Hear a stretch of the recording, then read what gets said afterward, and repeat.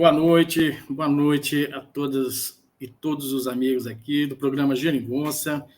Nós estamos aí de volta nesta segunda-feira, à noite desta segunda, para mais uma conversa com os nossos amigos que acompanham o trabalho aqui do Geringonça, desse grupo de militantes dos coletivos pela democracia e que estão unidos aí desde há 5 anos fazendo esse Geringonça, né? Esse programa semanal. E hoje, como normalmente fazemos, nós vamos discutir um tema também bastante atual, um tema que tem despertado muito interesse, inclusive porque foi proposto como tema da redação do Enem, que deixou muita gente surpresa, né? Muita gente surpresa por tratar de um tema tão próximo, tão presente na nossa realidade, mas às vezes tão pouco discutido e tão pouco compreendido, né? Então, nesta noite, nós vamos falar sobre o trabalho de cuidados, a política de cuidados. Quem se lembra da pergunta que foi feita na redação do Enem?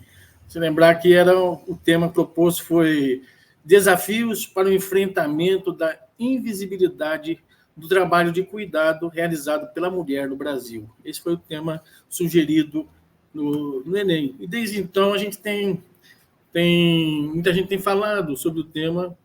Não é um tema novo, evidentemente, mas a nomenclatura política de cuidados trouxe uma dispersão semântica aí para entender esse segmento, essa parte do trabalho, né?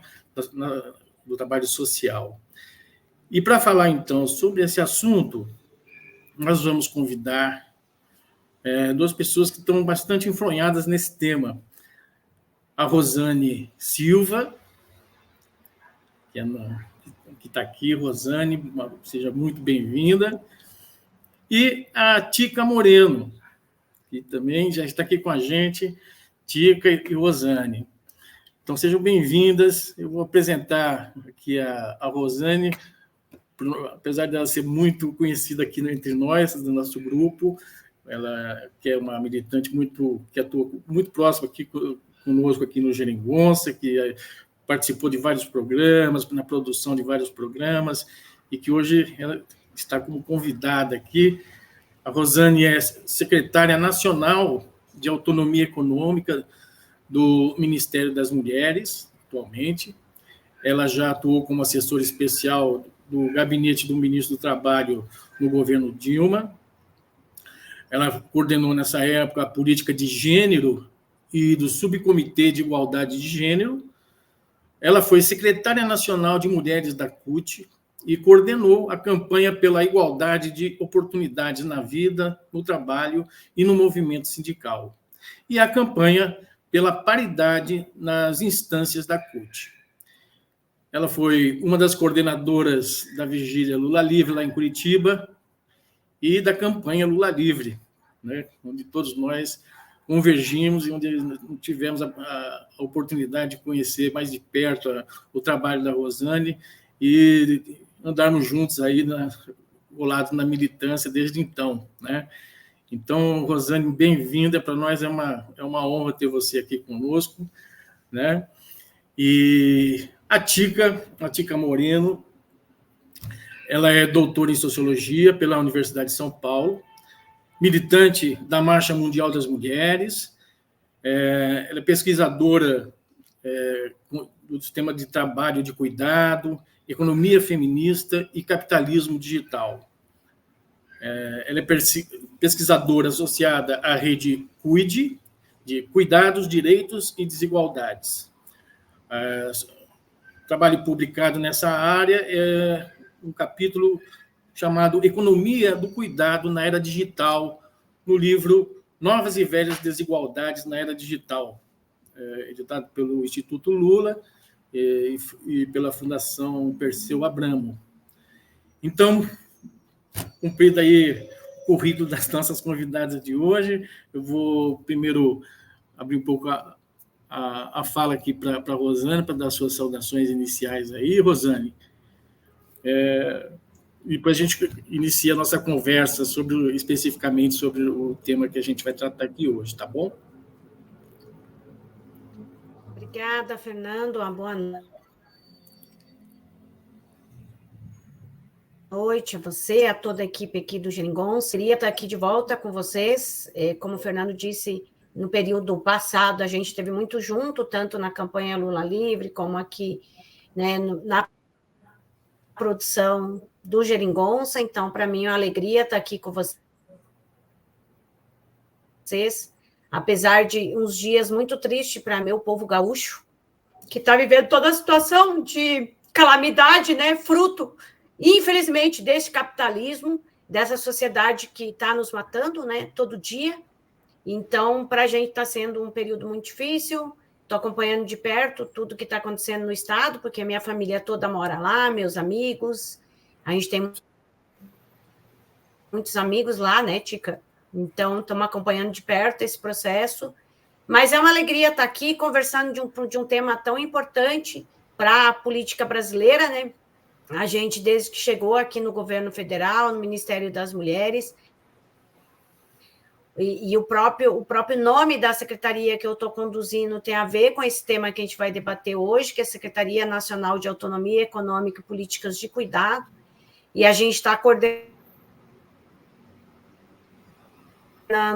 aqui internamente no governo, junto com o Ministério, esse tema e esse debate, que é um debate agora público, não é um debate apenas do movimento feminista ou apenas do movimento de mulheres, é um debate que o governo brasileiro encampou desde que o presidente Lula foi eleito, e eu acho que demonstra a centralidade do governo brasileiro com esse tema e com a importância desse tema para a nossa sociedade, quando o governo brasileiro cria 2 ministérios que têm dentro da sua estrutura interna 2 secretarias para tratar desse tema, que é o Ministério das Mulheres e o Ministério de Desenvolvimento Social, com a Secretaria da Família e da Política de Cuidados, sob a condução da Laís Abramo.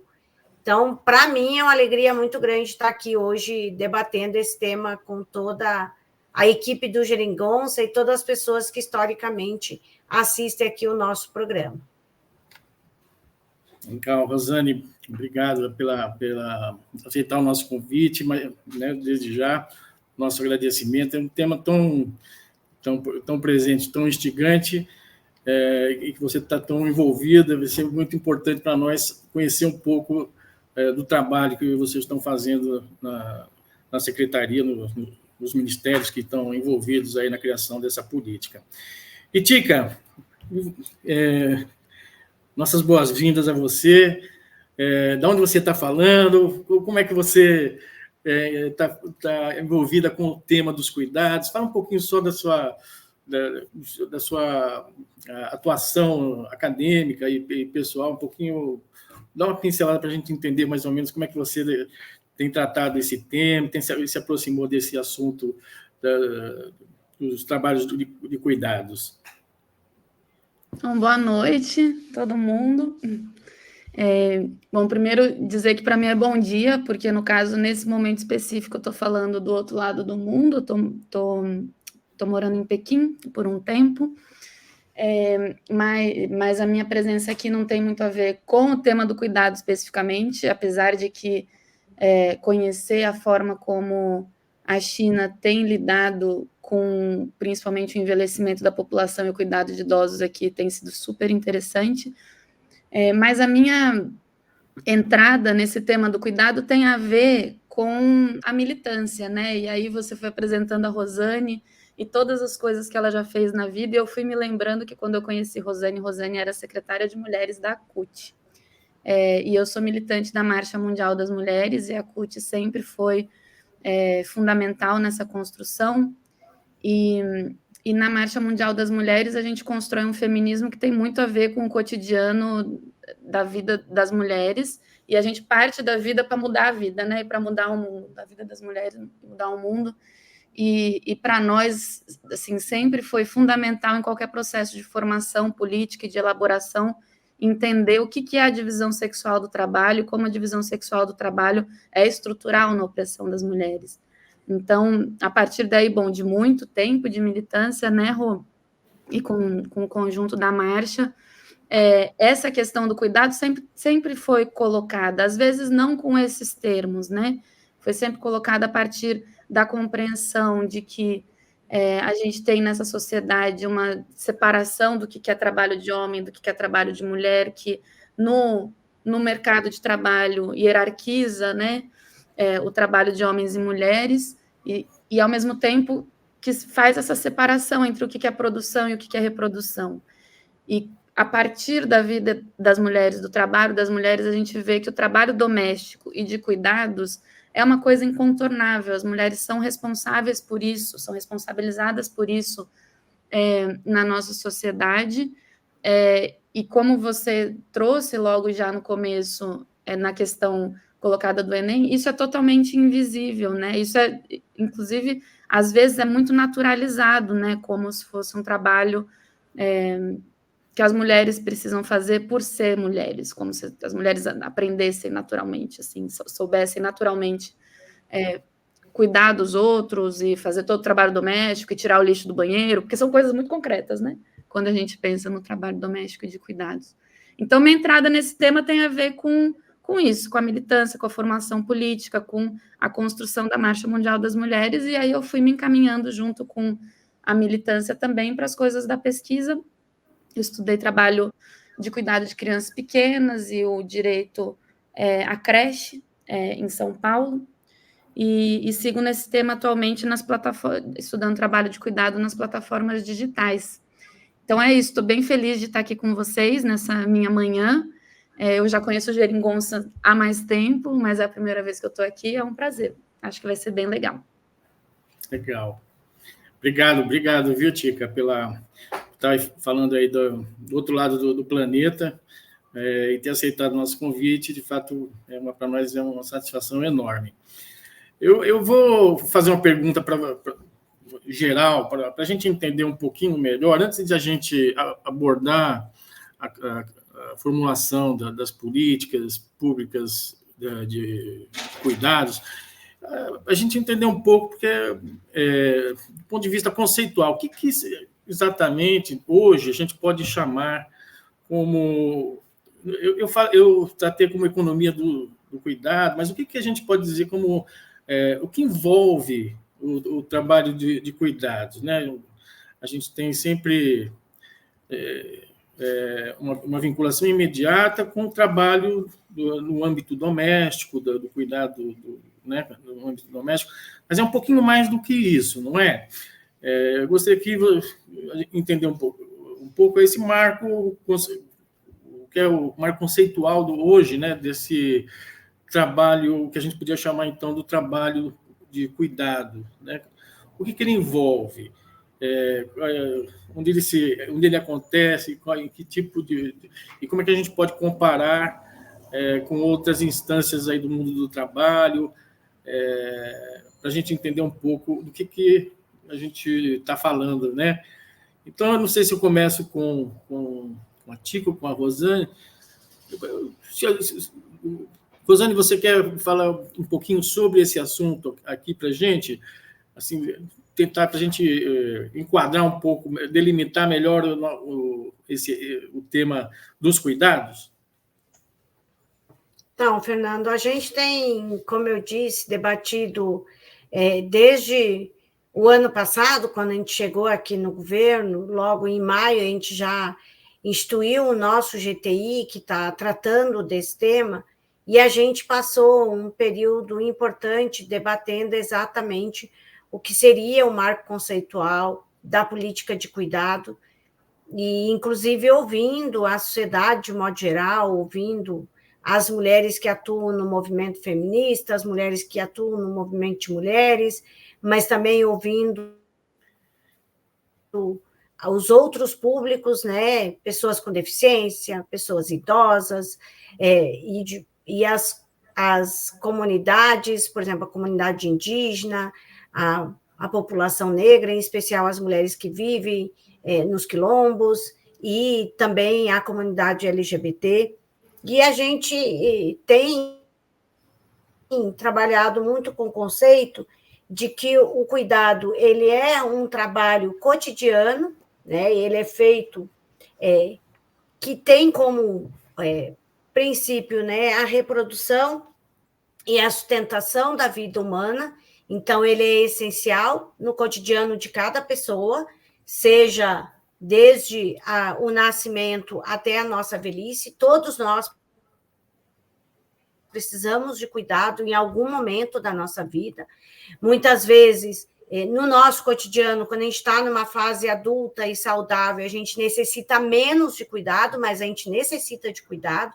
Como a Tica falou, o trabalho no cotidiano das nossas casas, que é tão naturalizado, que é uma tarefa de mulher, que é cuidar do cotidiano da casa, seja da limpeza da casa, da comida, da limpeza da roupa da família, isso é um trabalho de cuidado, isso é um trabalho que é hoje, infelizmente, ainda naturalizado como um trabalho das mulheres. Então, a divisão sexual-trabalho, ela trata de como esse trabalho seja um trabalho das mulheres, e os homens acabam não se responsabilizando com esse trabalho. Então, quando a gente começou a discutir o que seria uma política nacional de cuidados no nosso país, a gente, e nós, o Ministério das Mulheres em especial, a gente tem trazido para o centro desse debate o que é a divisão sexual do trabalho no nosso país, como ela se estrutura, quem se beneficia da divisão sexual do trabalho, e dizendo que o cuidado ele é fundamental e ele precisa ser socializado, seja nas famílias, com a participação dos homens, de todas as pessoas que vivem na família, uma responsabilidade do Estado, então precisa ter políticas públicas que liberem o tempo das mulheres, então nós precisamos ter política de creche, política que, né, atenda os idosos, as pessoas com deficiência, e a gente precisa também que tenha uma responsabilidade do mercado, das empresas, porque elas se beneficiam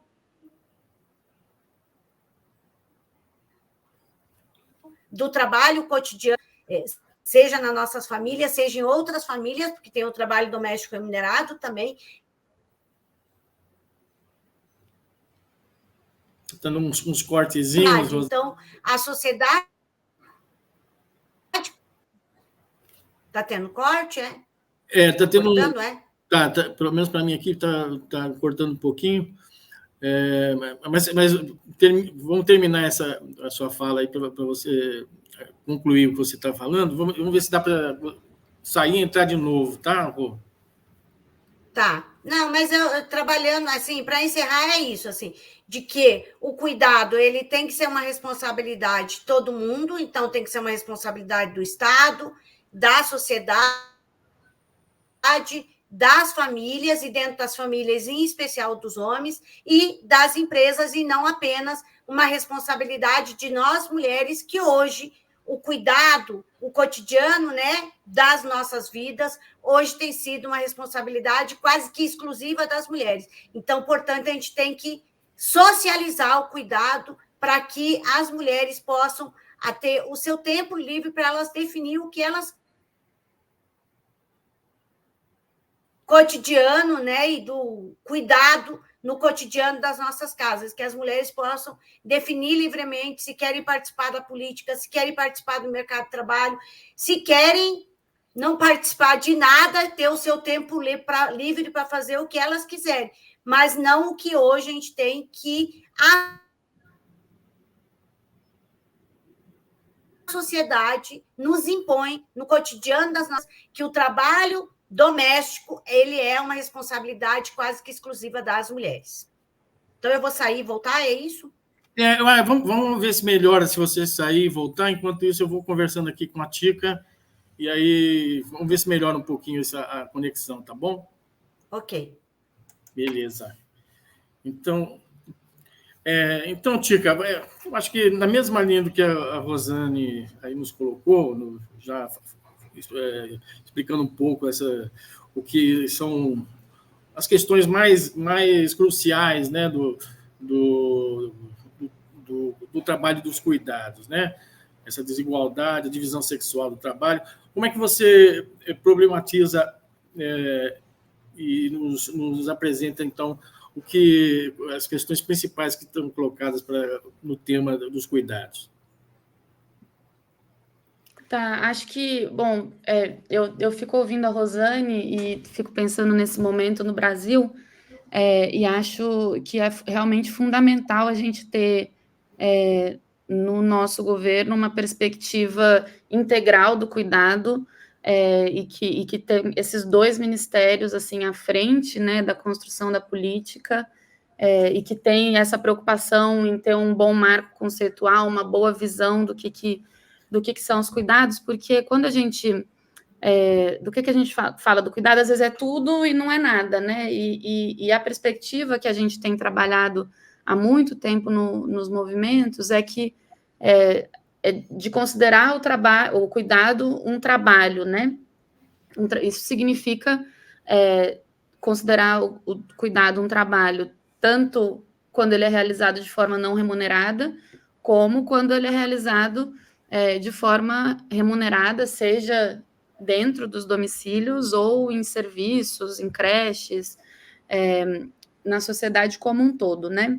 E quando a gente considera o cuidado um trabalho, a gente traz também para o centro do debate quem executa esse trabalho, né? Então, essa dimensão muito forte que a Rosane trouxe, né, das mulheres que realizam no cotidiano esse trabalho de forma não remunerada e totalmente invisibilizada, e as mulheres, e principalmente mulheres negras, que realizam esse trabalho de forma remunerada, na verdade, mal remunerada, né? Tem uma continuidade entre o trabalho não remunerado e mal remunerado e sem direitos.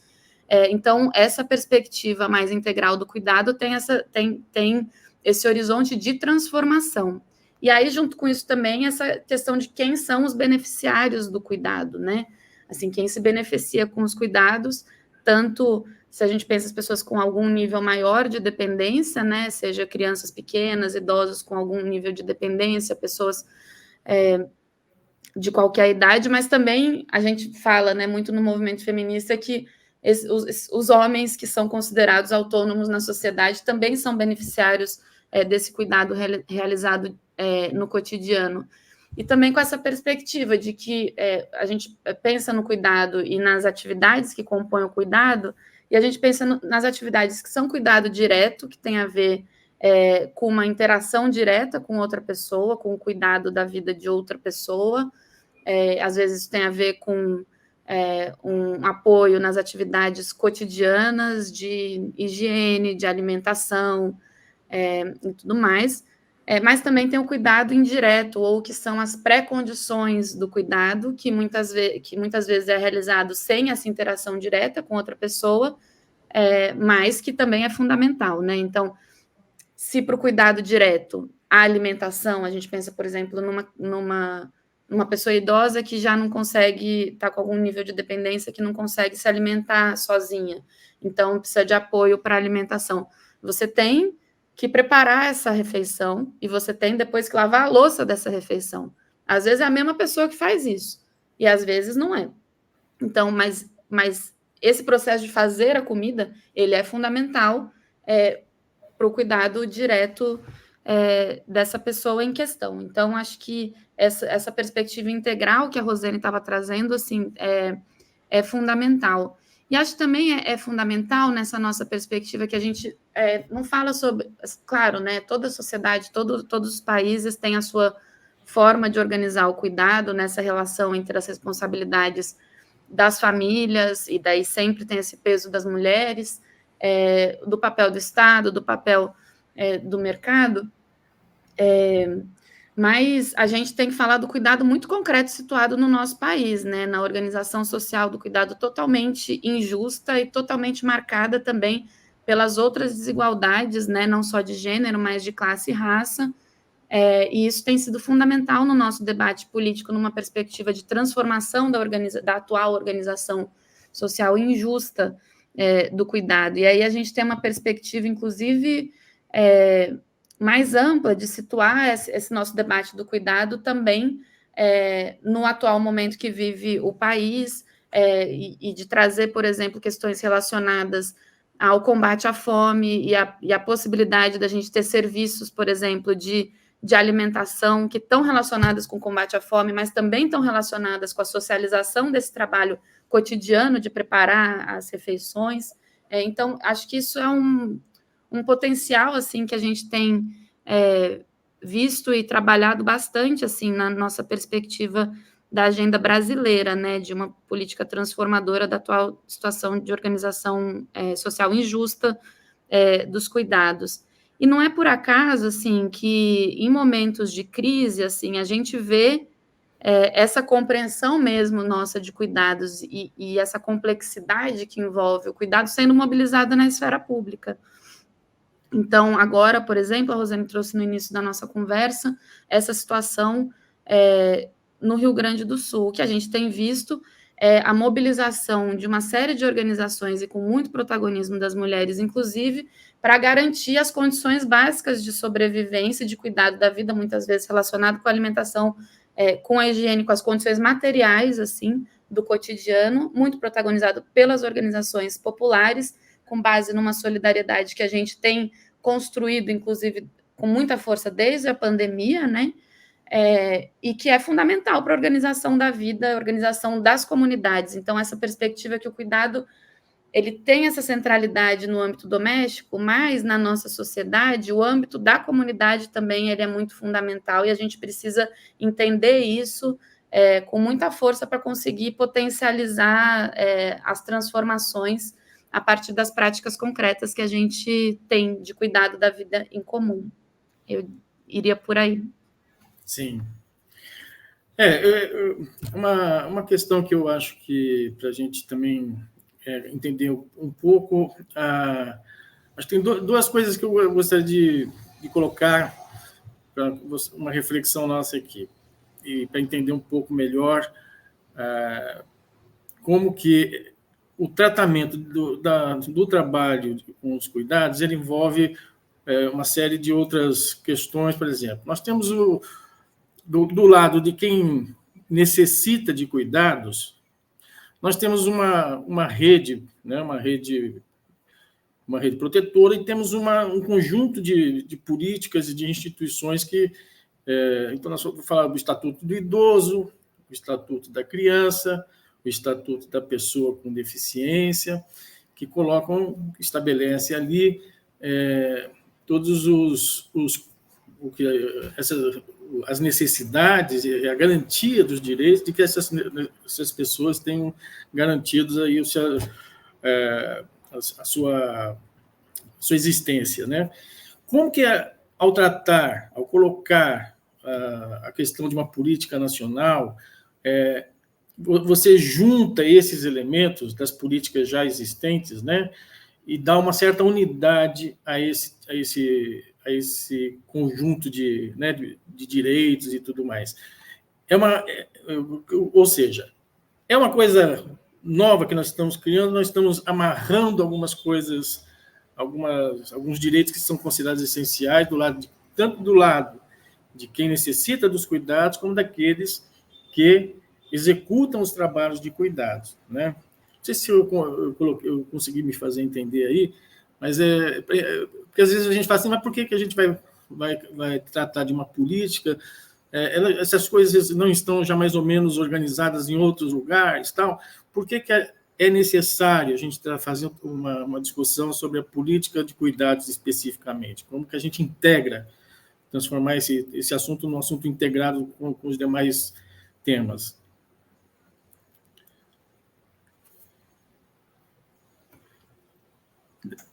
Conseguiu, Rosane, entender?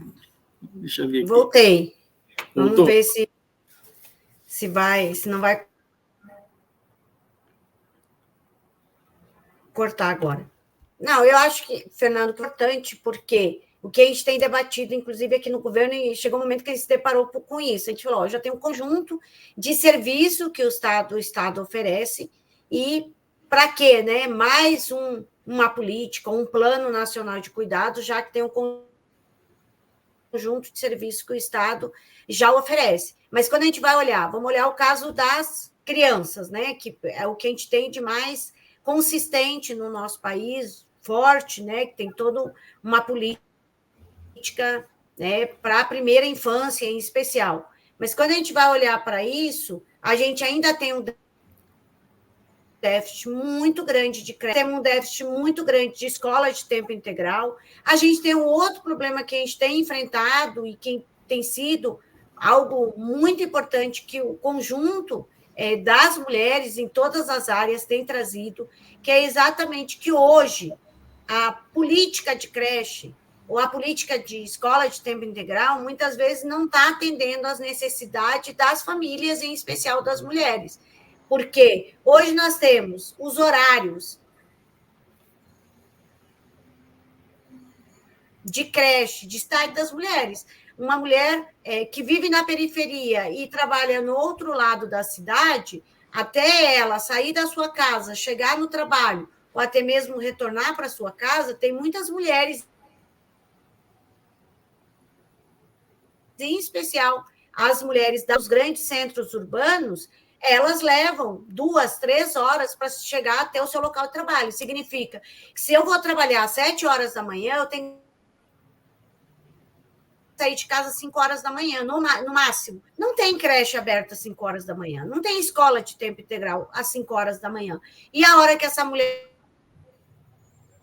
volta, o trabalho não se encerra, as creches, as escolas de tempo integral, muitas vezes fecham em 17, 18 horas. Então, esse é um outro debate que a gente está fazendo no GTI, que a gente precisa olhar para a realidade da sociedade brasileira e para a realidade das mulheres. Hoje, nós temos no nosso país, mais de 30% das famílias do nosso país são chefiadas por mulheres. Sim. E aí, quando a gente vai fazer o recorte, no caso das trabalhadoras domésticas remuneradas, mais de 60% dessas trabalhadoras domésticas são responsáveis pelo sustento das suas famílias, são as chefes das suas famílias, são as mães solos, que são as grandes responsáveis pelo sustento da sua família. Então, pensar uma política e um plano nacional de cuidado, a gente tem que olhar para essa realidade, para as condições objetivas das mulheres na sociedade brasileira. E aí, quando a gente vai olhar para as políticas e para os serviços oferecidos para os idosos, e a Tica estava falando da experiência, né, que ela está vivendo na China e que, inclusive, nós do Brasil precisamos nos espelhar muito em experiências de outros países, porque o que nós temos ainda de política para idosos, apesar de a gente ter o estatuto do idoso, mas quando a gente vai pensar a política de cuidado do idoso, é quase, hoje, muito mais exclusiva das famílias do que do Estado. O Estado tem muita pouca participação no cuidado dos idosos.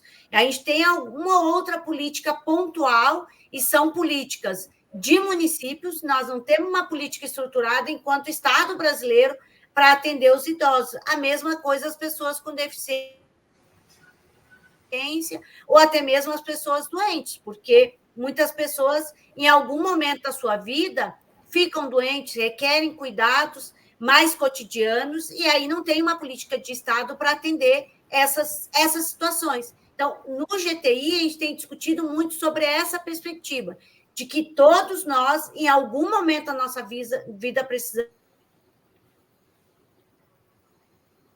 de cuidado, e, portanto, o Estado tem também com esse cuidado, não é uma responsabilidade só das famílias. E como que nós, Estados, pensando o governo federal, o governo municipal e o governo estadual, como que a gente constrói políticas que são interfederativas, que têm uma corresponsabilidade e uma sustentação dessas políticas, seja construindo, né, com o governo estadual, com o governo municipal e com a responsabilidade do governo federal para que esse conjunto de serviços chegue em toda a população e, em especial, nas populações mais pobres, nas populações que, de fato, necessitam do Estado nas suas vidas. Porque se eu sou uma família de classe média alta, muitas vezes eu pago por esse serviço, porque eu tenho a condição econômica de pagar por esse serviço. Agora, e as famílias mais pobres, né? As famílias que são chefiadas aí por mulheres, que, quando a gente vai olhar o recorte do trabalho doméstico remunerado, A maioria das mulheres que estão no trabalho doméstico remunerado, apenas 25% delas têm direitos sociais e trabalhistas garantidos. A maioria delas não recebe nem um salário mínimo. Como que essas mulheres vão pagar por esse serviço de cuidado? Aí elas precisam fortemente da presença do Estado para garantir a política de cuidado, para garantir que os serviços de cuidado cheguem a todas essas mulheres. Então, nós, a gente tem discutido muito nessa perspectiva de que o cuidado ele tem que ser, sim, uma responsabilidade forte do Estado, e, para isso, a gente precisa ter serviços, a gente precisa ter orçamento do Estado para garantir esse conjunto de serviços e que não seja uma responsabilidade quase que exclusiva das mulheres, porque hoje as mulheres com família, muitas vezes são as mulheres que abrem mão do seu trabalho produtivo, né, do seu trabalho remunerado, para voltar para dentro de casa e cuidar desse idoso. A mesma coisa com as pessoas com deficiência, ou até mesmo pessoas que ficam doentes na família. Então, a gente tem conversado muito aqui no governo federal sobre essa perspectiva de que pensar uma política e um plano nacional de cuidado é pensar principalmente para a população mais pobre, para a população que vive nas grandes periferias ou até mesmo nas comunidades rurais, porque quando a gente vai olhar os serviços de cuidado na comunidade rural, quase que não existe. Não existe uma creche. O que a gente tem são escolas, e muitas vezes não temos escolas de tempo integral. Então, pensar um plano e uma política de cuidado, a gente tem que olhar a sociedade brasileira e quem mais necessita dessa política e desses serviços lá na ponta, que é exatamente a população mais pobre do nosso país. Perfeito. Bom, a gente, antes de eu passar aqui para a Tica, aqui já tem tem algumas perguntas aqui do público, a gente vai colocar daqui a pouco para a Rosane e para a Tica, algumas perguntas que já foram feitas aqui, tá, pessoal? Agradecendo aqui a presença de vocês que estão acompanhando o programa, a Ângela, a Bel, a Adriana, a Drica, lá também do Rio Grande do Sul, nossa amiga gaúcha, que está participando aqui, fazendo algumas questões, a Daci Vieira, o Lúcio, Ângela Ramos, mais alguém, depois a gente vai falando aqui de quem está participando aqui conosco, tá? Quem quiser mandar perguntas, fica à vontade, então, vamos receber, fazendo as perguntas aqui para passar para as nossas convidadas, tá, pessoal? Então, eu vou passar agora para a Tica, ver se ela também fala um pouco para nós sobre essa questão aí da intersecção aí das políticas públicas com a questão dos cuidados e como é que ela entende essa questão aí. Vamos lá, Tica. Eu entendo bem parecido com a Rosane, né? Acho que a gente tem muita convergência e nessa perspectiva da integração das políticas, na corresponsabilidade de todos os entes, né? E eu acho que, talvez, assim, situar também que a importância da gente construir essa política nesse momento histórico, nesse governo, com essa perspectiva, e de fazer isso de uma forma que se institucionalize no Estado brasileiro, né? A gente isso tem acontecido em vários países, essa construção de uma política integrada de cuidados, uma política nacional de cuidados, um sistema de cuidados, cada país tem o seu próprio nome, e eu acho que é fundamental a gente conseguir fazer o que o governo tem feito, com participação das organizações da sociedade civil, dos movimentos sociais, do movimento feminista, de institucionalizar essa política agora, né? Com essa perspectiva. Inclusive porque, se a gente não faz, é bom a gente ter isso bem nítido, assim, se a gente não faz, isso não é um tema que a extrema-direita não cuida, pelo contrário, assim, a gente via aquela Damares falando sobre cuidado numa perspectiva de fortalecimento dos vínculos familiares, Então, a gente assim, tem uma disputa colocada nesse assunto também, e ao a gente trazer para frente da agenda política do Estado brasileiro, com essa perspectiva de igualdade e de transformação, a gente já dá condições, inclusive, para essa disputa que vai continuar sendo feita, né?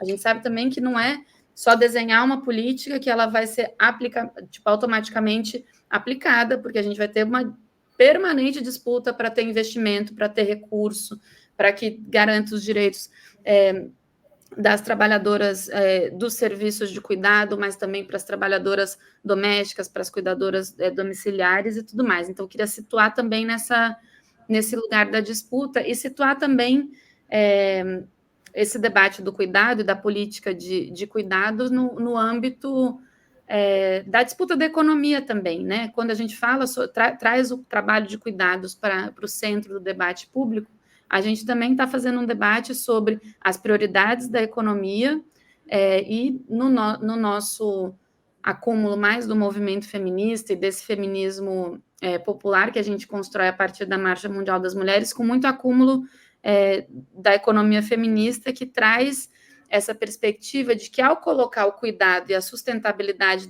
da vida no centro, a gente tem muito mais capacidade de alterar as dinâmicas de reprodução das desigualdades que está colocada na economia neoliberal, né, na economia como a gente tem hoje e muito no mundo inteiro, né? Então, a gente traz essa perspectiva de transformação da economia, de geração de emprego, e daí de quais são os tipos de empregos, né, que a gente quer gerar e tudo isso, né, com os direitos. Então, acho que tem esse aspecto da disputa mesmo na sociedade. Quando a gente tem só as políticas fragmentadas, a gente não dá conta de trazer isso para o centro da esfera pública e para a disputa que precisa ser feita, porque o patriarcado não começou ontem, né? O patriarcado já tem um tempo, a divisão sexual do trabalho é muito estrutural, então a gente precisa de uma política com uma envergadura maior que contribua para essa disputa. Não vai resolver automaticamente, mas vai contribuir para a gente, inclusive, estar em outro patamar dessa disputa de forma mais geral, ao mesmo tempo, e isso é fundamental, pensando no Estado, que precisa alcançar a vida das pessoas e mudar concretamente a vida das pessoas, liberando tempo, liberando possibilidades de viver a vida com direitos, com dignidade e sem sufoco, né, para as mulheres. Sim. Bom, então, se eu entendi mais ou menos de forma correta, nós temos aí um grande desafio nas políticas, que é justamente pensar a organização social dos cuidados. Então, esse é o grande desafio, transformar essa organização social dos cuidados, e aí nós temos, então, também, dentro desse desafio, um embate com ideológico, como a Tica falou, né? Nós estamos aí pensando uma Damares, né, que poderia aí tratar do mesmo tema, considerando as relações de gênero como algo estático, alguma coisa que deve permanecer, e ela vai dar conta, então, de um outro tipo de uma solução para a política dos cuidados.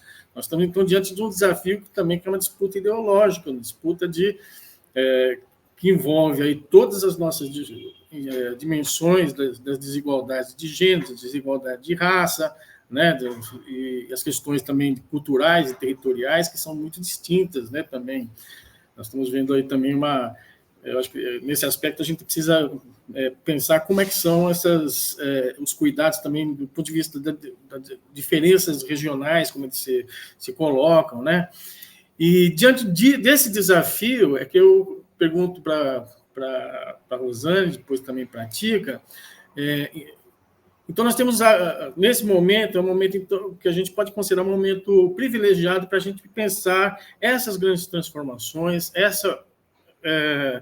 essas mudanças, né, tanto de mentalidade quanto de organização da vida, né, porque envolve, então, uma organização das nossas vidas pessoais, da vida, das próprias relações de família, o próprio conceito de família, que de algum modo fica também aí como uma discussão dentro dessas questões do cuidado, né? Então, os novos modos de família, as várias dimensões, né, de viver as questões dos cuidados, seja com crianças, com idosos, com pessoas. Então, diante desse leque enorme, como é que a gente está, como é que o governo brasileiro, nesse momento, Rosane, você falou aí, nós temos duas secretarias já trabalhando diretamente nisso, envolvendo mais um outro tanto de ministérios, justamente porque faz interface com um conjunto de políticas, né? Esse roteiro, como é que ele está hoje? Você falou que vocês vão apresentar, de forma bem breve, aí, talvez, um plano nacional, ou pelo menos um primeiro resultado dessa discussão que vocês vêm travando. Você pode fazer um balanço aí de o que a gente pode esperar, qual que é esse roteiro de discussão, como é que ele está encaminhado, explicar para a gente um pouco como é que está avançando essa discussão, Rosane? Sim, Fernando. A gente, como eu falei no início, a gente está com um debate interno no governo desde maio do ano passado, quando o presidente Lula assumiu e criou as duas secretarias dentro dos dois ministérios. Em março do ano passado, nas atividades do 8 de março, o presidente Lula assinou o decreto constituindo um grupo de trabalho interministerial, entre ministérios, para construir a política e o Plano Nacional de Cuidados. Nós temos a participação de 17 ministérios, então vai desde o Ministério das Mulheres, o Ministério da Fazenda, do Planejamento, o Ministério da Saúde, o Ministério da Educação, da Igualdade Racial, dos Direitos Humanos, um conjunto de ministérios nossos aqui, mais o IPEA, o IBGE e a Fiocruz, além também da gente ouvir, nesse processo, a sociedade civil. Então, esse GTI, ele foi constituído com a tarefa de pensar o que seria a Política Nacional de Cuidados e o Plano Nacional de Cuidados. A nossa tarefa do GTI se encerra agora no mês de maio, então nós temos até o final do mês de maio para entregar para o presidente Lula uma proposta de uma política e de um plano nacional de trabalho. Então, neste momento, a gente está agora num momento de construção do Plano Nacional de Cuidado, então a gente está dialogando com cada ministério. Então, por exemplo, a gente vai lá na educação, vamos dialogar com a educação, o que seriam as ações, né, e que serviços o MEC pode oferecer no campo do cuidado. A mesma coisa com o Ministério da Saúde. E todos os nossos 27 ministérios, a gente está percorrendo cada um e fazendo este diálogo bilateral para que a gente possa, então, apresentar para o presidente Lula um plano nacional de cuidado, que seria a tarefa nossa enquanto governo federal.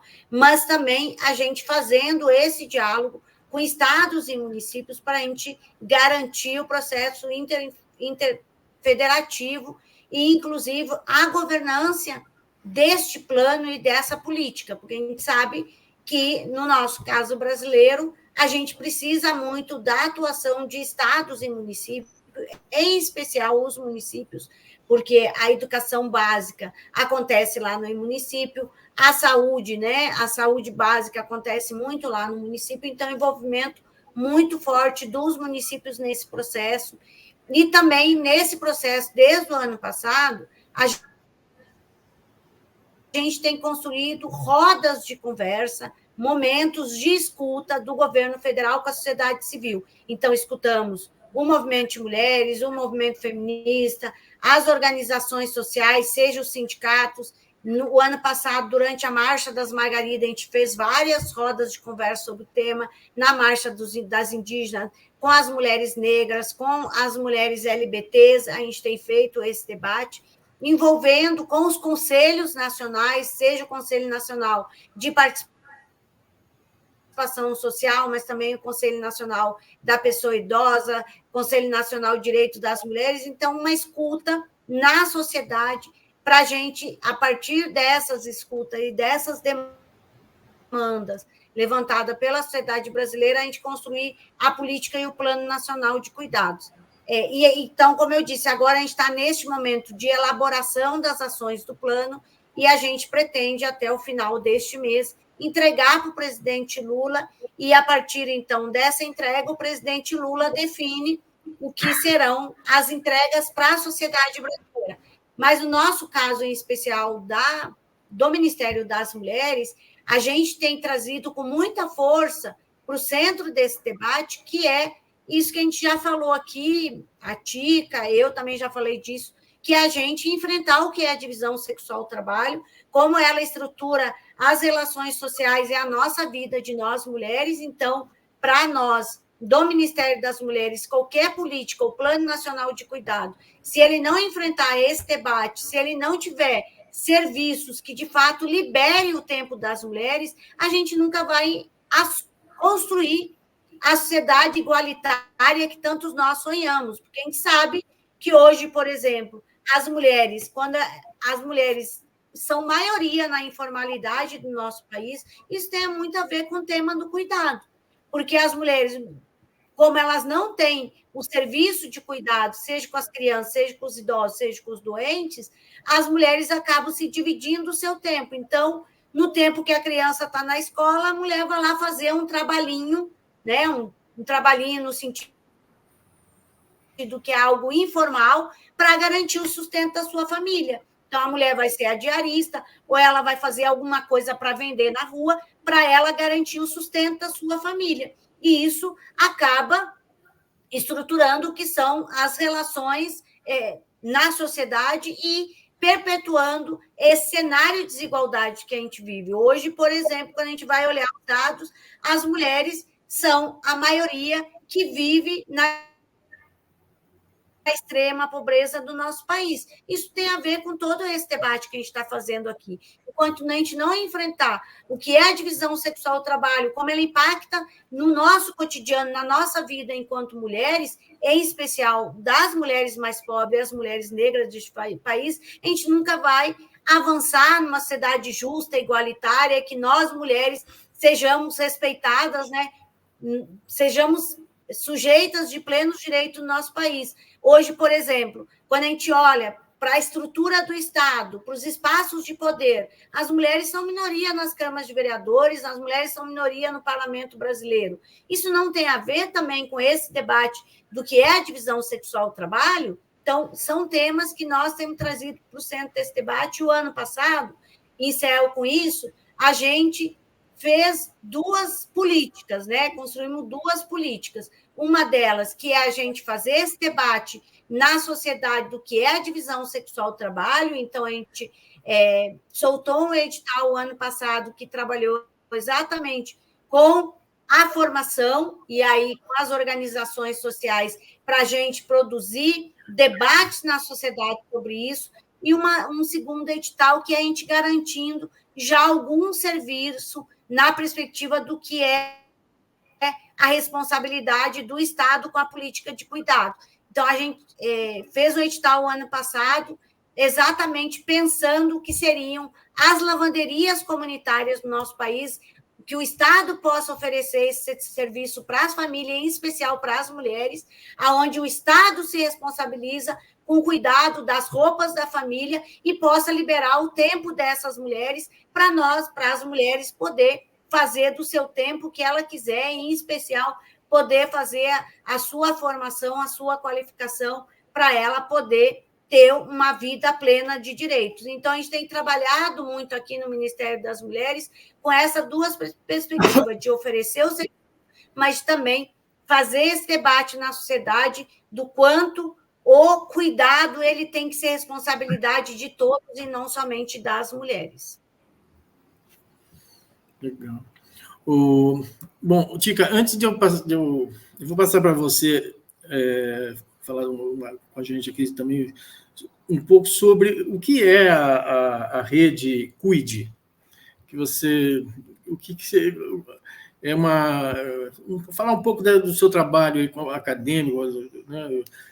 A importância também de ter produção acadêmica sobre esse assunto, como uma linha auxiliar, inclusive, das políticas públicas, né, e como que as instituições de pesquisa têm um papel também importante nessa discussão, né, e na construção das políticas públicas, né? Tá. Bom, acho que tem um movimento assim interessante que é um crescente das pesquisas acadêmicas nesse âmbito do cuidado e vindo muito do acúmulo das pesquisas sobre divisão sexual do trabalho, sobre o trabalho das mulheres, sobre o trabalho doméstico remunerado, etc. No caso específico da Rede Cuide, a gente tem construído pesquisa a partir de um projeto em específico, que é um projeto internacional que envolve diferentes países. Posso até copiar o link aqui para vocês. É um projeto que começou a partir de pensar o cuidado na pandemia e pós-pandemia, né? Então, é um projeto que junta pesquisadoras de diferentes áreas, pesquisadoras e pesquisadores de diferentes áreas, do Brasil, da Colômbia, da França, do Reino Unido, dos Estados Unidos e do Canadá, Quebec. E a gente tem construído essa pesquisa, no caso brasileiro, em diferentes eixos de pesquisa, um que tem a ver com um tema que dialoga bastante com a questão mesmo da política pública, assim, e que a gente tem pessoas do IPEA também contribuindo nessa pesquisa, que tem a ver com como a gente mensura o que é o trabalho de cuidados, né? Tanto o não remunerado como o remunerado, e numa compreensão ampliada do que é o cuidado, né? Então, tem toda uma parte relacionada com isso, que tem o debate conceitual, mas também a entrada nas estatísticas, de entender esse trabalho, de entender a própria economia do cuidado na realidade brasileira. Tem um outro eixo dessa pesquisa que também tem muito a ver com o que a gente está falando aqui, que é justamente essa perspectiva de direitos e das políticas públicas. Então, a discussão do cuidado no âmbito do direito do trabalho e no âmbito da construção de políticas públicas, isso tanto no âmbito brasileiro como no debate internacional. A gente tem construído análises e pesquisas combinadas sobre isso.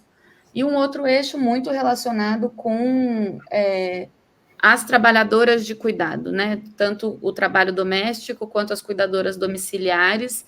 E aí eu vi que tem algumas questões aí que o pessoal foi colocando relacionada com a situação das cuidadoras, a situação, inclusive, de direitos, a situação de reconhecimento profissional. Isso é uma grande questão, e a gente tem feito, um dos eixos da pesquisa tem a ver com um diálogo e uma pesquisa combinada com associações de cuidadoras, com o sindicato das trabalhadoras domésticas, porque no Brasil isso ainda tem várias interfaces, né, e várias sobreposições da categoria. Se a gente pensa nas cuidadoras domiciliares, por um lado, tem essa relação com as outras trabalhadoras que realizam trabalho doméstico em domicílios, né, na residência de outras pessoas, mas também com toda essa dimensão da relação das cuidadoras com as categorias profissionais do âmbito da saúde, né? E tem muito, enfim, tem uma disputa em curso, né, na sociedade brasileira sobre o lugar das cuidadoras domiciliares. Então, esse é um outro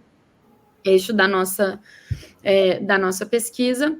E um outro também, que é a parte que eu estou mais vinculada diretamente, que tem a ver com a gente compreender como que esses processos de digitalização, de plataformização do trabalho, também chegam no cuidado, né? E a gente vê, no caso brasileiro, assim, porque a gente conhece muito a questão da plataformização do trabalho, no caso do Uber, né? Do transporte e do delivery, né?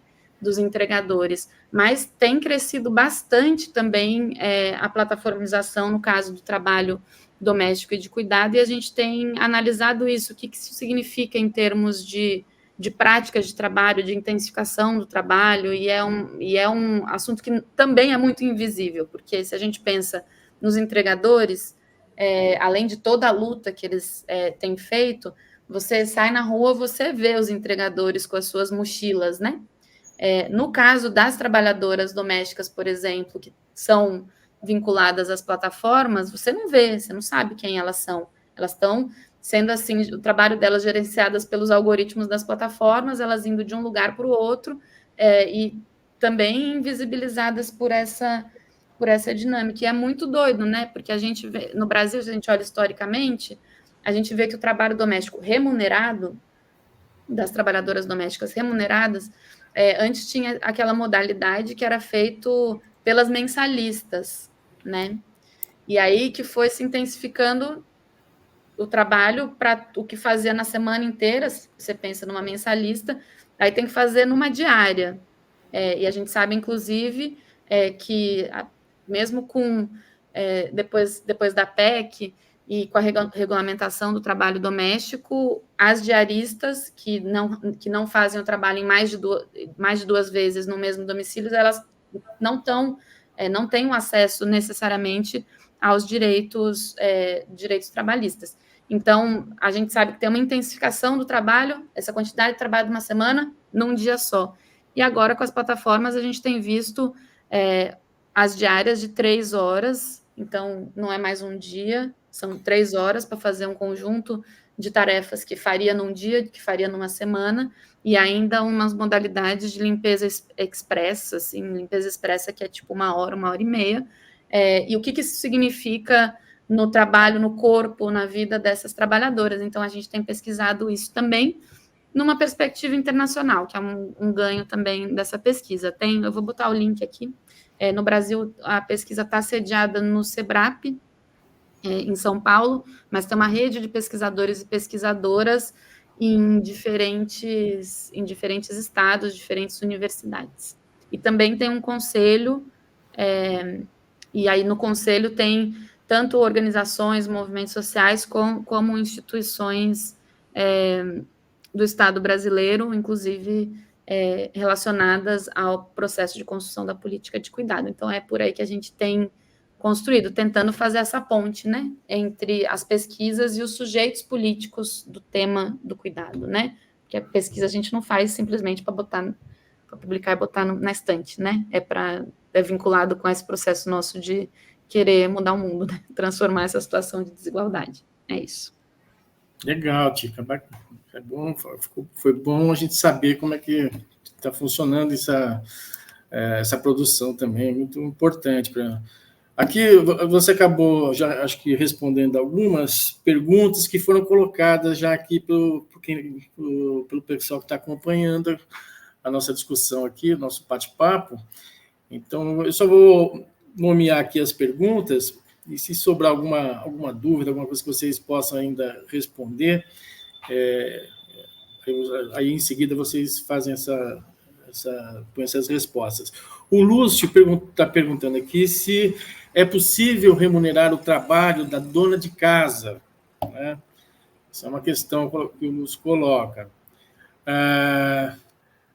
Também tem a Adriana Helena, a Drica, querida Drica, ela está colocando aqui também uma pergunta que como está a situação dos cuidadores atualmente? Eu acho que a Tica, de algum modo, abordou, mas se você tiver mais alguma informação, em relação aos direitos trabalhistas, né?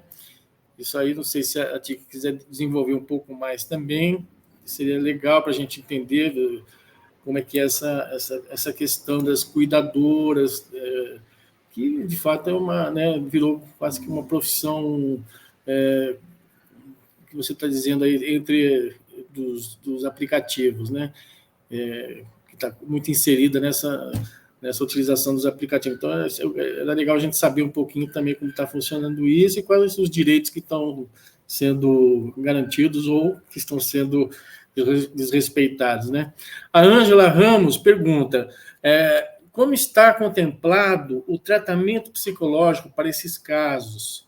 O caso do tio Paulo. O caso do tio Paulo é o caso do tio Paulo que foi ao banco morto lá, né? Que morreu no banco e é de dar dó a sobrinha e não o apedrejamento. Não sei se ela fez uma pergunta aqui ou se ela só está falando aqui no comentário, né? Mas se vocês quiserem abordar também, porque de fato é uma questão dos cuidados, alguém responsável pelos cuidados, mas não sei se é Vocês vejam aí se vocês conseguem comentar alguma coisa.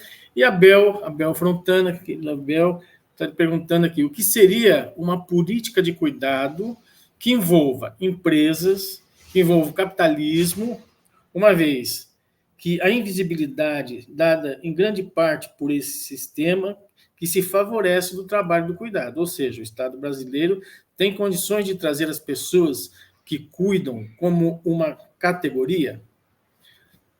Essa é uma outra questão, né? Então, há interesse por parte do capital também, né? De que esse trabalho não seja invisível, acho que é a questão, né, que está colocada. Então, vou começar aqui pela Rosane. Rosane, você pode responder do jeito que você considerar melhor? Pergunta do... Então, vou começar exatamente por essa questão do papel das empresas, né? A gente teve um período, e aí muito a partir das negociações coletivas que os sindicatos faziam, garantindo um conjunto de benefícios que tinha a ver com esse tema do cuidado. Por exemplo, a responsabilização das empresas com a creche, a extensão da licença maternidade e paternidade. Várias categorias já têm essa extensão, em especial da maternidade para 6 meses, mas a gente agora, com a lei de igualdade, que as empresas têm que fornecer os seus relatórios de transparência, a gente fez várias perguntas para as empresas exatamente para identificar quais são os critérios que as empresas utilizam para ter salários diferenciados entre homens e mulheres. Então, a gente perguntou, por exemplo, quais são os critérios que eles usam para os seus planos de cargos e salários, né? E aí apareceu muitas questões como proatividade, disponibilidade para a empresa, disponibilidade para viajar. A gente sabe que são critérios que tiram as mulheres fora das promoções da ascensão no interior da empresa, porque as mulheres geralmente têm que conciliar o trabalho do cuidado do cotidiano das suas famílias com o trabalho reprodutivo, que é o trabalho fora de casa. E aí, muitas vezes, na hora, por exemplo, da mulher ter disposição para viajar, muitas vezes, se a mulher tem uma criança pequena, ou até mesmo tem alguém que depende dela, ela vai dizer não, e, portanto, ela vai ficando para trás na ascensão profissional no interior da empresa. Mas também a gente perguntou que políticas as empresas promovem para, de fato, inserir e ascender essa mulher no espaço da empresa. Então, a gente perguntou se as empresas têm política de creche, se as empresas têm política de extensão da licença maternidade, se as empresas têm uma política específica de contratação de mulheres chefes de família. Os números que apareceram é vergonhoso. Nós temos, por exemplo, apenas 21% das empresas que têm uma política de contratação de mulheres chefes de família.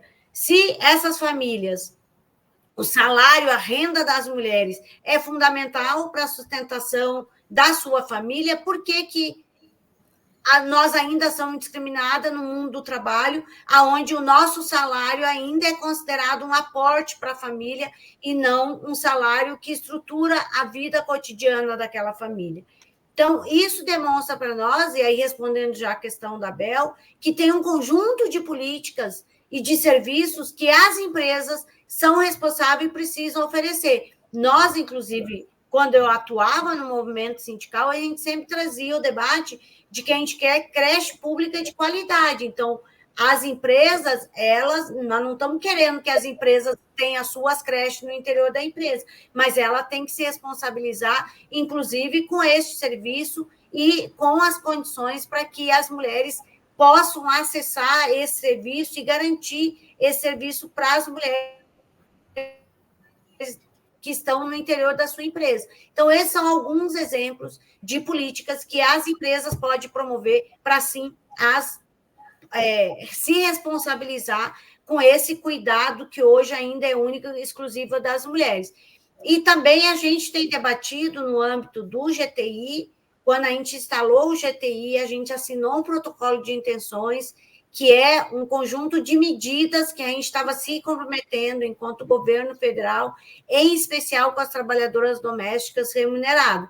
Então, assinou esse protocolo de intenções o Ministério das Mulheres, o Ministério da Igualdade Racial, Direitos Humanos, Trabalho, MDS e o Ministério da Educação, aonde as trabalhadoras domésticas, através da FENATRAD, trouxeram um conjunto de demandas, em especial sobre a valorização do trabalho doméstico remunerado, a garantia de direitos das trabalhadoras domésticas e também na perspectiva da organização sindical delas, que ainda é muito fragmentada e frágil no nosso país, e a gente sabe que, em especial nos governos do Lula e da Dilma, a gente foi construindo um conjunto de espaços de diálogo social a partir do governo e garantindo direitos para essas trabalhadoras, como a Tica já falou aqui, da PEC das trabalhadoras domésticas, que depois, com a reforma trabalhista do golpista Temer, todas essas garantias e todos esses direitos que as trabalhadoras domésticas tinham avançado,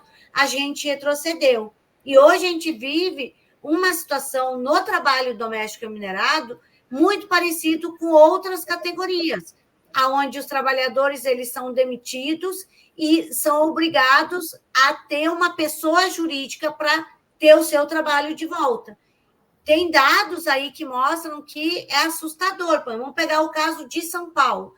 Nós já temos mais de 20 mil trabalhadoras domésticas com MEI constituído. Isso significa o quê? O empregador continua pagando um salário mínimo ou menos e sem nenhuma responsabilidade com os direitos dessa trabalhadora. Na medida que a trabalhadora ela constitui um MEI, a responsabilidade de pagamento dos seus direitos é dela, porque ela está constituindo uma pessoa jurídica.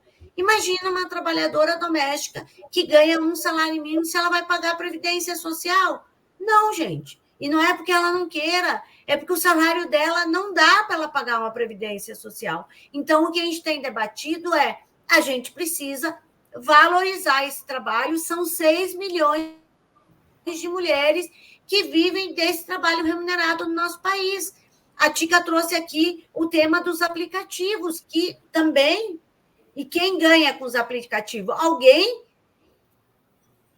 que essa plataforma está ganhando com o aplicativo e colocando uma carga e uma pressão de trabalho para essas mulheres que muitas vezes, como eu falei, nas grandes cidades, como que você faz um trabalho de 3 horas na limpeza de uma casa, geralmente são casas grandes, e aí você tem que sair correndo para um outro espaço, que muitas vezes leva 1 hora para chegar neste outro lugar. Então, são temas que a gente precisa tratar, olhar para essa realidade e o Estado intervir para garantir direito para essas trabalhadoras. O mesmo debate a gente está fazendo em relação ao tema das cuidadoras, que aí é um debate polêmico, sim, a gente sabe que é um debate polêmico, porque isso dialoga tanto com os profissionais, principalmente com os profissionais de saúde, mas também com as trabalhadoras domésticas, mas a gente precisa enfrentar esse debate, porque a gente está falando de milhões de mulheres que vivem desse trabalho, que não é valorizado, que é inviabilizado, que é precarizado, que não tem nenhum direito garantido. E a gente precisa enfrentar esse debate, inclusive já respondendo, acho que foi o Lúcio que perguntou se a gente teria que ter um salário para as donas de casa. Nós não trabalhamos nessa perspectiva. Nós trabalhamos na ideia de que a gente precisa enfrentar a divisão sexual do trabalho e que todos na família contribuam com o trabalho do cotidiano das casas e que essas mulheres, hoje sobrecarregadas nas suas famílias, principalmente as donas de casa, essas mulheres possam ter a liberdade de ter o seu tempo livre, poder ir para o mundo do trabalho, para o mercado de trabalho, com salário, com visibilidade, com garantia de direitos, e o trabalho do cotidiano das nossas casas, eles precisam ser socializados com todos que vivem naquela família, e não a gente pagando um salário, porque a gente reforça esse lugar de que o trabalho do cotidiano das casas é responsabilidade das mulheres, então as mulheres têm que ficar dentro de casa, que era a visão do governo anterior, de que as mulheres tinham que voltar para casa, cuidar das suas famílias, ser responsável pelas suas famílias, e os homens iriam para o mundo, né, do mercado de trabalho, ser valorizado e perpetuar essa divisão sexual do trabalho que coloca nós, as mulheres, no espaço reprodutivo, no espaço doméstico, e os homens no espaço produtivo, no mundo e no mercado de trabalho. Então, nós queremos discutir isso, por isso que eu estava dizendo desde o início, nós queremos discutir o que é a divisão sexual do trabalho, como ela se estrutura, sendo beneficiado cotidianamente com essa divisão sexual do trabalho. Para nós, o Ministério das Mulheres, isso é central nesse debate da política e do Plano Nacional de Cuidados. Muito bem. Acho que deu uma... Né, pegou aí todas as questões. Tica, sua vez, então, se você puder completar aí as informações e mais alguma coisinha. Não, a Rosane, assim, respondeu absolutamente todas as questões, assim. Eu quero talvez só reforçar essa última, porque esse tema de remuneração do trabalho não remunerado, né, doméstico de cuidados, é um tema que ele vira e mexe, ele aparece, né, porque a gente fala assim, esse trabalho é invisibilizado, esse trabalho não é remunerado, daí, então a solução seria remunerar. Eu acho que essa reflexão que a Rosane traz, ela é fundamental e a gente deveria sempre, nessa perspectiva de enfrentar a divisão sexual do trabalho, construir uma sociedade com bases de igualdade entre homens e mulheres, né, principalmente trazer a questão se é desejável remunerar o trabalho doméstico e de cuidados, porque numa sociedade de pessoas iguais, onde o cuidado ele é valorizado, ele é compartilhado, ele é socializado, na nossa perspectiva, ele não deve ser remunerado para uma pessoa ficar dentro de casa fazendo esse trabalho para sempre, como a sua única atribuição, né? Porque isso envolve toda a carga mental, todo o tempo dedicado, 24 horas, muitas vezes, àquela pessoa, e isso vai um pouco na contramão dessa perspectiva da socialização das responsabilidades com o cuidado e com a reprodução da vida. Então, eu acho que esse é um dos nós, assim, desse nosso debate. E isso se a gente pensa no trabalho esse realizado no interior das famílias pelas pessoas da própria família, né? Mas também a gente vê, assim, outras situações que no contexto brasileiro várias vezes aparece como uma solução institucionalizar algumas formas que são muito precárias de cuidado. Então, a Rosane deu o exemplo do tema das creches e das mulheres que moram muitas vezes na periferia. Vou dar o exemplo de São Paulo, que é onde eu fiz a minha pesquisa, né? Então, em São Paulo, a gente tem uma situação assim de que, por conta dos horários de trabalho das mulheres, elas saem de casa às 5 horas da manhã, e aí a creche só começa às 7h30, ou às 8, ou às 7, depende de qual creche que ela está, mas tem esse tempo aí que a criança está, inclusive, dormindo, e você tem uma rede de trabalho informal que muitas vezes acontece na casa de mulheres da vizinhança que ficam responsáveis, eu vi de 2 crianças até 60 crianças, e você tem esse cuidado antes e depois do horário da creche, que é uma situação totalmente precária.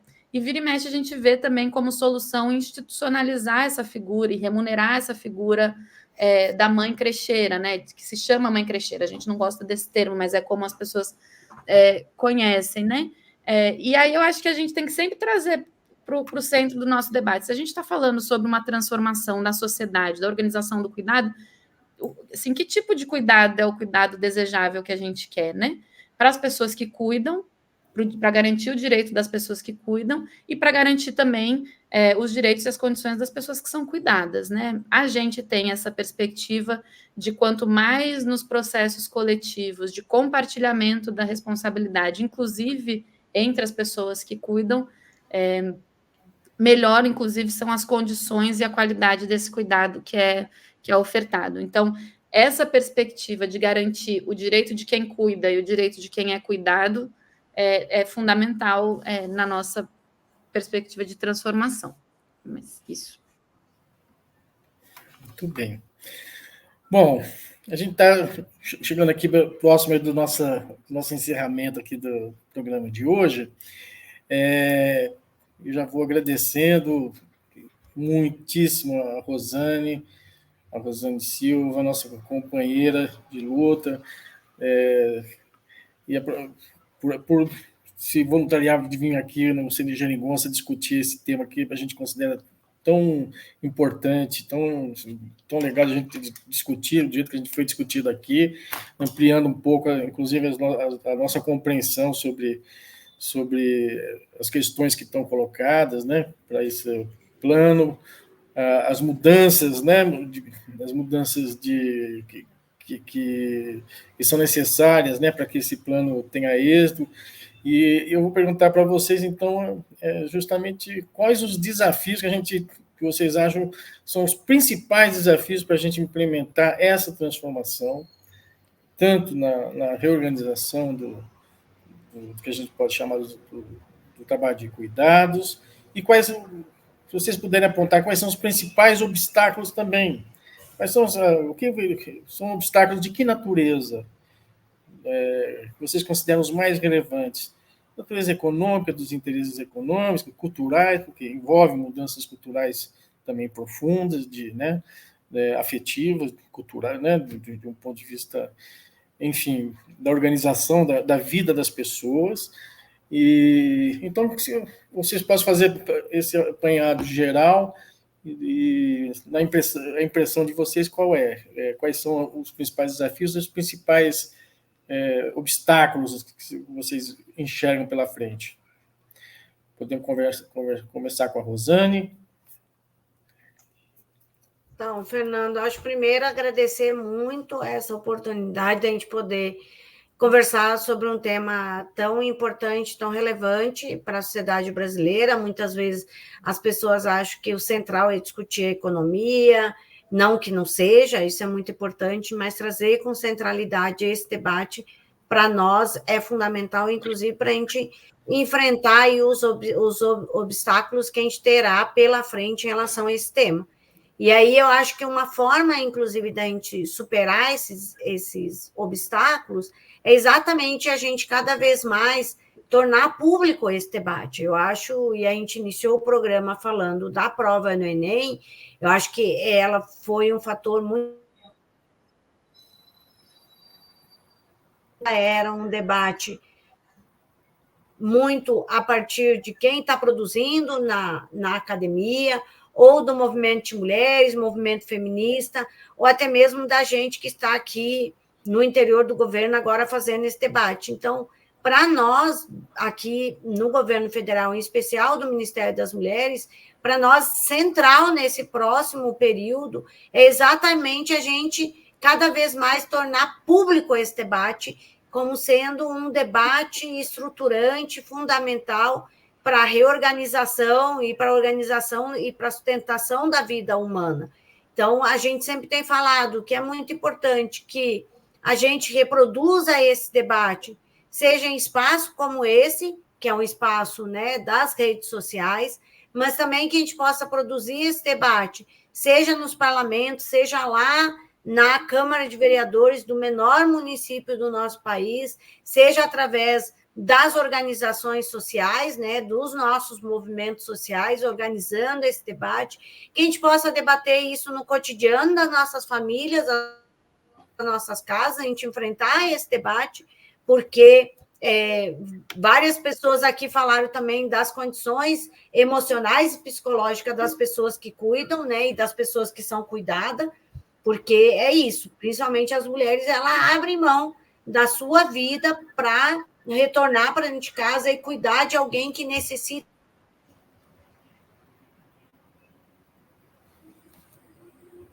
de cuidado. Isso tem um impacto na sua vida econômica desses temas como temas estruturantes da nossa sociedade. Eu acho que esse é o grande desafio e, ao mesmo tempo, o grande obstáculo que nós vamos viver. Nós devemos apresentar em breve Congresso Nacional uma proposta de lei em relação à política de cuidado e um plano nacional de cuidado. A gente vai ter que enfrentar esse debate na sociedade brasileira sobre essa perspectiva que nós temos trazido do que é a divisão sexual do trabalho, o lugar das mulheres nesse trabalho, e a gente deve enfrentar isso enquanto sociedade brasileira e não apenas uma responsabilidade dos governos, mas também uma responsabilidade das empresas, uma responsabilidade da sociedade e uma responsabilidade em especial dos homens. E aí queria chamar muita atenção disso. O tema das responsabilidades familiares, do cuidado, do cotidiano, do cuidado das nossas casas, não pode ser uma responsabilidade apenas de nós mulheres. E a gente fica vendo aí os programas que está acontecendo em relação a esse tema, seja programas de televisão, seja até mesmo debate, a gente sempre vê as mulheres falando. Outro dia eu estava vendo um programa, uma propaganda de um programa que ia iniciar, e aí eles entrevistando as mulheres, né? E as mulheres perguntando: o que você faz quando você chega em casa? A mulher saindo do metrô, correndo. Aí a mulher fala: não, eu chego em casa, eu tenho um monte de tarefa, ainda tenho as tarefas com meu filho, as tarefas escolares, tem que organizar a casa, tem que fazer a comida para o outro dia, logo cedo sair de casa. E aí tem a pergunta para um homem: o que você faz quando você chega em casa? Ele fala: eu chego em casa tão cansado que eu tomo meu banho e sento no sofá para descansar, porque o outro dia vai ser muito pesado. Então, é disso que nós estamos falando. Homens, acordem. Nós, mulheres, estamos sobrecarregadas. Você é tão responsável pelo cuidado da tua casa, pelo cuidado da alimentação da tua casa, como nós, mulheres. Eu sempre digo, aonde está escrito que cuidar do cotidiano da casa, da tarefa da casa, é responsabilidade das mulheres. Isso foi culturalmente colocado a gente nesse lugar e a gente precisa romper isso. Então, acho que esse é o grande obstáculo que nós temos, é fazer com que a sociedade brasileira compreenda que o cuidado ele tem que ser responsabilidade de todo mundo e não apenas de nós, mulheres. Porque nós, mulheres, não aguentamos mais a sobrecarga de trabalho que está sobre as nossas costas. Nós queremos ter o direito de viver plenamente a nossa vida. E, para isso, a gente precisa enfrentar de frente esse tema e, de fato, todos se responsabilizar com cuidado, tanto das crianças, dos idosos, das pessoas com deficiência, mas também do cotidiano das nossas casas. Porque todo mundo gosta de manhã acordar, tomar o café da manhã e depois sair para o seu trabalho. Todo mundo gosta de sair com uma roupa limpa para o seu trabalho, mas alguém fez esse trabalho. E hoje esse trabalho é feito pelas mulheres e não é valorizado no interior das nossas casas. A gente precisa que os homens também façam esse trabalho e sinta tão responsável pelo cotidiano das suas casas como nós, mulheres, fazemos. Então, muito obrigado por essa oportunidade. Eu acho que a gente vai poder debater mais ainda esse tema, porque esse tema, no próximo período, vai ser muito central no debate público do nosso país. Muito bem, Rosane. Obrigado mesmo pela sua participação, pela sua fala tão importante aqui para a gente pensar, refletir e mexer, né, com todo mundo aqui que está assistindo. Tica, agora com você. De novo, eu já estou totalmente contemplada, assim, acho que só trazendo um pouquinho também a perspectiva dos movimentos, no caso da Marcha Mundial das Mulheres e da construção do feminismo, né? Acho que para a gente não é nem um desafio, é o que a gente vê como tarefa, né? Essa construção de força permanente para garantir esse avanço no debate inteiro, né? Acho que a Rosane trouxe aí essa perspectiva integral do debate, e acho que é isso que a gente tem construído a partir desse campo do feminismo popular e trazer isso de forma permanente, articulando as mulheres de diferentes territórios, e sem fragmentar, né? Buscando construir uma visão integral e com a força das especificidades, mas sem precisar de uma fragmentação. Acho que isso é o que a gente tem visto como tarefa, né? A gente se coloca como tarefa de construir força para ter essa transformação na sociedade como um todo, porque a gente vê que, de fato, assim, os obstáculos, a gente pode dizer que o obstáculo é a estrutura patriarcal e racista dessa sociedade, mas que, como foi muito bem colocado agora, isso se manifesta no cotidiano de uma forma muito evidente, né? Quando tem algumas pessoas que são acostumadas a ser servidas e outras pessoas que estão aí servindo e colocando as suas vidas em função da vida dos outros. Então, enfrentar os privilégios, enfrentar as relações de poder e conseguir mexer nessa estrutura é fundamental. Para a gente é muito fundamental, assim, de que tudo que a gente fala do que é o horizonte do feminismo, da transformação, da emancipação das mulheres, da igualdade entre homens e mulheres, passa necessariamente por alterar a divisão sexual do trabalho, então isso passa necessariamente por mudar a forma como a reprodução e o cuidado está organizado na nossa sociedade. Então, é um programa inteiro, né? É o que a gente tem construído a partir do feminismo. E que bom que a gente tem aliados e aliadas em diferentes lugares. Que bom que vocês colocaram esse debate aqui hoje. Esperamos contar com vocês nessa aliança para mudar a situação atual dos cuidados. Obrigada, gente. Obrigado você, obrigado, então, Rosane. Então, vamos para o nosso encerramento do programa de hoje. Quando a gente decidiu tratar desse assunto, eu me lembrei muito também de uma apresentação do secretário Alexandre da Silva, né, do Ministério dos Direitos Humanos, que era secretário de Direitos da Pessoa Idosa, né? E ele fez uma fala muito interessante de um grupo com o qual ele trabalha, que talvez seja o grupo mais vulnerável em certo aspecto, né? Porque que são daquelas mulheres que dedicaram a grande parte da sua vida aos trabalhos de cuidados, muitas delas em condições análogas ao trabalho escravo, né? E boa parte dos casos que a gente tem de pessoas que se encontram nessa situação no ambiente doméstico é porque tinham uma função de cuidados, né? E que, além de romper todos os vínculos com familiares, tudo, o fim da vida é a mais extrema solidão. Isso que né? São pessoas que nunca pensaram no seu próprio cuidado e que vivem sem nenhuma segurança, né, na sua fase mais avançada na idade, e em extrema solidão, né, o que é muito triste, é uma tragédia, né, uma tragédia humana mesmo. Então, eu pensei muito, né, quando a gente resolveu falar sobre esse assunto, nessas questões também que envolvem essas situações extremas, né, de pessoas que se dedicaram e que foram invibilizadas junto com o seu trabalho, com a sua história de vida, né, invibilizadas totalmente, né. Quando a gente fala de dar visibilidade ao trabalho de cuidados, a gente pensa também em dar visibilidade a biografias, histórias de vida, né, histórias de que foram simplesmente apagadas, dizimadas, né. Então, que a nossa conversa aqui renda muitos frutos, né, que em outros momentos a gente possa voltar a esse assunto aqui no Geringonça. Agora é só vou pedir para vocês ficarem um pouquinho, Rosana, a gente se despedir. Vou pedir para o Lúcio, então, colocar nossa vinheta, dizendo que na próxima segunda-feira nós vamos estar de volta aí com mais um tema. Eu acho que a gente vai tratar das questões das famílias homoafetivas, né, famílias arco-íris, que a gente vai trabalhar aí na próxima semana, vai falar um pouco sobre esse assunto. Então, vocês já estão convidados, todos vocês convidadas, para estar com a gente aqui novamente, tá bom? Super beijo para vocês, muito obrigado, e aí, até a próxima, então.